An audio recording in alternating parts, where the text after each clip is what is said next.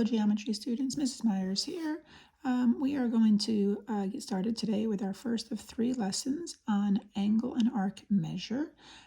So this is lesson 2 here. We're in mod 5, and we are going to be talking about a very special type of angle called a central angle, which is a angle whose vertex is at the center of the circle. But before we do that, we're just going to go through some terms and rules right here in the first page of notes that hopefully you're more or less familiar with, and if you're not, we'll just make a couple notes here and there. So there's not a lot of doing really of any sorts on this page, just kind of maybe highlighting, underlining, stressing some things, okay?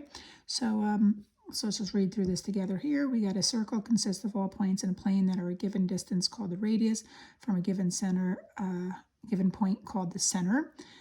So from there we get a segment or a line can intersect a circle in several ways. So if a segment with endpoints that are the center of the circle and a point of the circle, then that's going to be called a radius.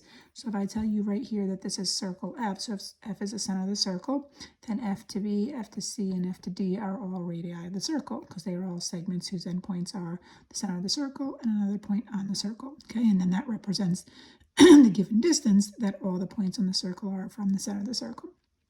Now, if we have a segment whose endpoints are on the circle, that is a chord. Okay, very, very special term here that you might not be familiar with that we are going to use quite a bit within the 3 lessons that I said we're going to be going through. So, for example, E to A is called a chord. Okay, that's a segment whose endpoints lie on the circle. D to B is another chord. Again, it's a segment whose endpoints lie on the circle. But this segment, DB, goes through the center of the circle, so that is a very special type of chord called the diameter. Okay, I'm sure you're familiar with that, diameter being twice the radius, right? And then here, the circle is always named by its center, which means you can see the word circle written out, and it's called circle F, or you could see a circle with a dot, and then F coming after it. Either way, that's now the circle being named for its center. All right, so let's come over here to angles and arcs. So we got a central angle is an angle whose vertex is at the center of the circle and whose sides are radii. So CEF is a central angle. GEF is a central angle. HEC is a central angle. HEG is a central angle. Okay? So notice we have one of those named right down there, GEF. Okay? And I can name it GEF or FEG, and I'm naming the same angle. We should be familiar with that. So a central angle separates a center into 2 arcs, a major arc and a minor arc. Now this is important here. So if we take a look at only 2 letters naming an arc, like G to F, okay, that is what we call a minor arc. Okay, that's less than half the circle. It's always named by 2 letters.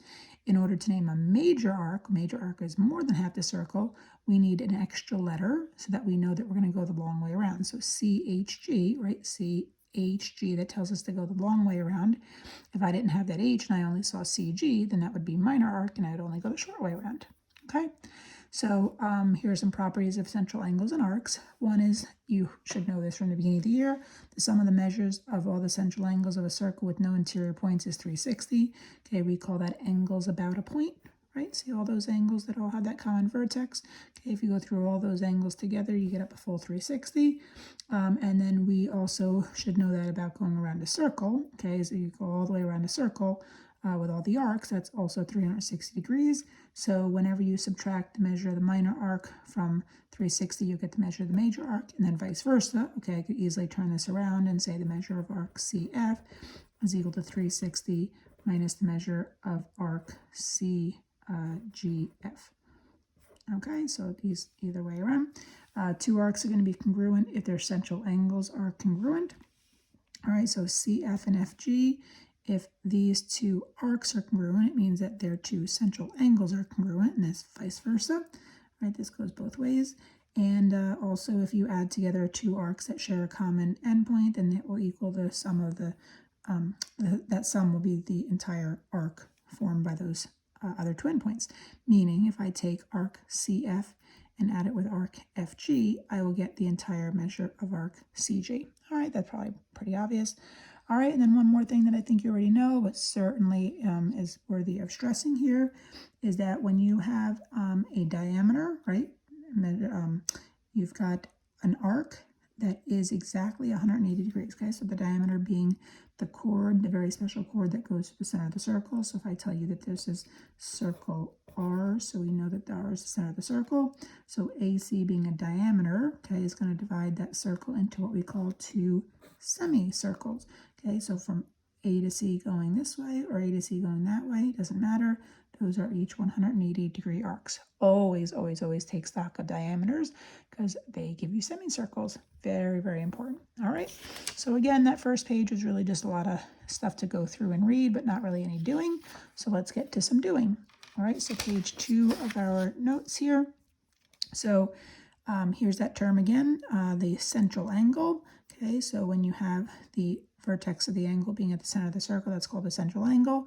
So here is the rule. Okay, we're going to actually be talking about a total of 4 different rules throughout our 3 lessons on angles and arcs, and it's always based on the position of the vertex of the angle. So if the vertex of the angle is at the center of the circle, which means you got a central angle, then the measure of the angle is equal to the measure of the intercepted arc. Okay, now, okay, so I'm going to circle equal there. That's very important. So intercepted arc, what that means is if you were to close the angle, what arc would you pass through? So we've got 2 statements here. All right, let's read through them both, and I'm going to talk to you about central angles. So we got the measure of angle ARB. Okay, so ARB. If we want to find the measure of this angle, it's a central angle, it is going to be equal to the measure of its intercepted arc. But what is that intercepted arc? So I want you to envision closing the angle, okay, closing the angle. So I would always suggest, look at the 2 sides of the angle. So here, AR is one side of the angle, BR is the other side of the angle. Keep one side of the angle stationary and close the other side of the angle onto it. And what arc do you pass through as you close this angle? Now, it doesn't matter if you close segment BR onto segment AR or if you close segment AR onto BR. The arc that you're going to pass through is right here. Okay, so this is what we call the intercepted arc. And the rule here says that these 2 measures are the same. So the number of degrees in the measure of arc AB is the same number of degrees in the measure of angle ARB. And likewise, let's look at another statement. The measure of angle CRB, okay, so that's right here, that's right beside it. Okay, that angle is the same as its intercepted arc. So let's see why this is an intercepted arc here. Okay, if you were to close this angle, so look at the 2 sides of the angle, BR, CR, right? Those are the 2 sides of angle CRB. So if you were to close one side onto the other side, what arc would you pass through? Now, it doesn't matter if you call this arc BC or arc CB. Okay, that is the intercepted arc, and the number of degrees in arc BC is the same as the number of degrees in the measure of angle BRC, okay, according to this rule. All right, so let's do some calculations here. So we've got ourselves our first diagram in which you're seeing a circle R. So what this means is that R is the center of that circle. That's very, very important. Now, they don't have to tell you this, but it's nice that they do. So AC and EB are diameters, right? They are chords that go through the center of the circle. Now, what we just talked about only a few minutes ago, always look for diameters, always take stock of that because they divide the circle into semicircles. Okay, 2 half circles, 180-degree arcs. So if we have chord EB, which is a diameter, and therefore EB being a semicircle, meaning 180 degrees, that means that these 3 angles right here, okay, they all have to add up to be 180 degrees as well, right? All angles that make up a straight line are 180. That's something that we learned earlier in the beginning of the year. So before we can find the measures of these 2 angles and the measure of this arc in this diagram, we certainly need to find out what the x is. So let's write a little equation. We're going to go 4x plus 15x plus 3 plus 7x minus 5 equals 180. You don't need to put the little degree symbols there when you're writing your equation. That's not necessary. All right, so combine your like terms. So 19 and 7, so 26x. Combine those constants, minus 2 equals 180. Add your 2, 26x equals 182. Divide by 26, and that divides very nicely to be 7. All right, so now if we want to get the measure of angle ERD, okay, so ERD, of course, is called 4x, so we just go 4 times 7, and now we can see that that measures 28. So that didn't really require much except to just substitute that back in. But how about the measure of angle ARB? So ARB, okay, hopefully we can see that this angle, okay, right in here, okay, is the supplement of this angle right here, angle CRB, because this is a straight line. Okay? In fact, there's two specific angles that make a straight line, so I can call those supplementary. I'm really just going to find out what the measure of angle CRB is. So what is 7x minus 5 when I let x be 7, right? And that is 49 minus 5, or 44. And then I'm going to find out what is 180 minus 44, and that gives me 136 degrees. Okay, so that's this angle. Now, I haven't really used this rule yet, but let's see this problem where I use the rule. So what's the measure of arc EA, right? So what is that arc? Now, if we look here, this is an intercepted arc. EA is an intercepted arc for angle ERA, right in here. Well, that arc angle is vertical to this angle. So vertical angles being congruent means that I already just found out that this one was 44, so that means that this angle is also 44. And according to this rule, this intercepted arc is exactly the same number of degrees as this central angle. Again, it's an angle whose vertex is at the center of the circle, so I know that those degree measures are the same. All right, so let's do another problem. So I got another diagram here, and this time, okay, it's circle D, okay, which means I have diameter and L, so I'm still going to use that same idea with the 180 degree semicircle, but I've got different way that I'm going to be presented the information here. I'm now being shown, look right here, the measure, that's what the little m is all about, the measure of arc NJ, so right in here, with respect to the measure of arc JK, which is right there, with respect to the measure of arc KL, which is right there, is in a 4 to 2 to 3 ratio, right? See those colons? We talked about ratios way back in Mod 2.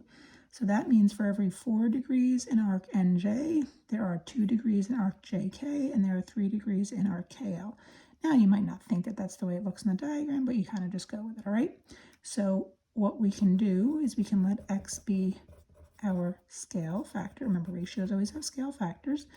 And I can say that arc NJ is 4 times some scale factor x.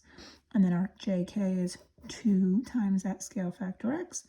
And arc KL is 3 times that same scale factor x.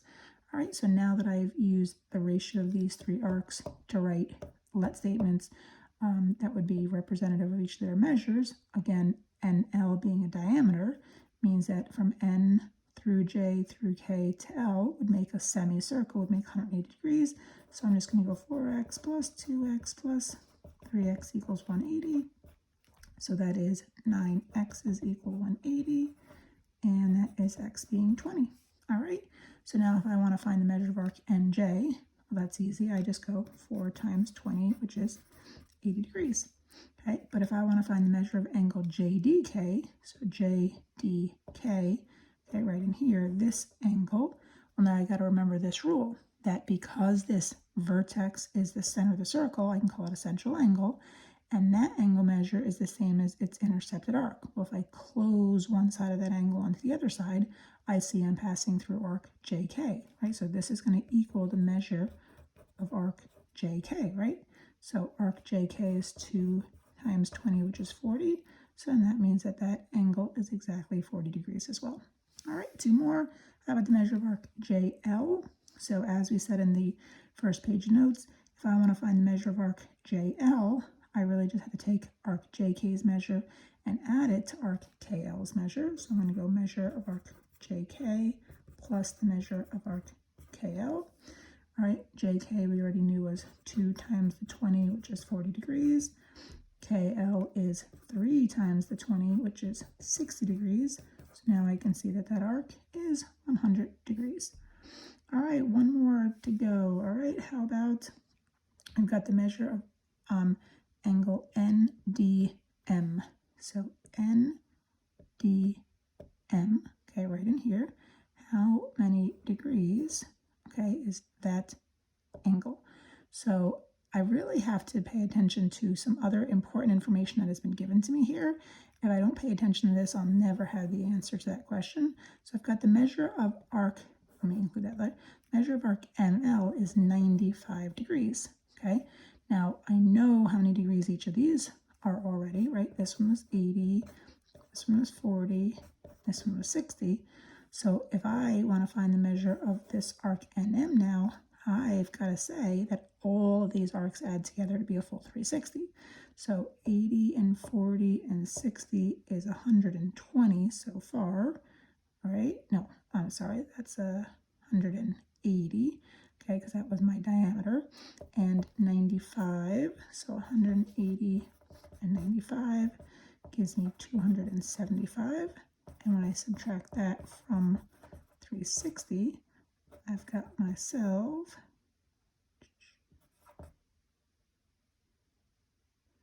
85 degrees left over. Now, if this arc is 85 degrees, then this central angle, okay, because the vertex is at the center of the circle, is the same number of degrees as its intercepted arc, okay? So that is the end of this first lesson, okay? Not too bad, okay? We just went through some terminology, went through one of the rules. All right, like I said, we have a total of 4 different rules to go through. They're all going to be based upon the position of the vertex of the angle, and they're all going to keep using this same term right here of intercepted arc. So hopefully if you start feeling comfortable with this for lesson 2, then it'll make lessons 3 and 4 that much easier. All right, hope everybody is well, and I will talk to you soon. Bye.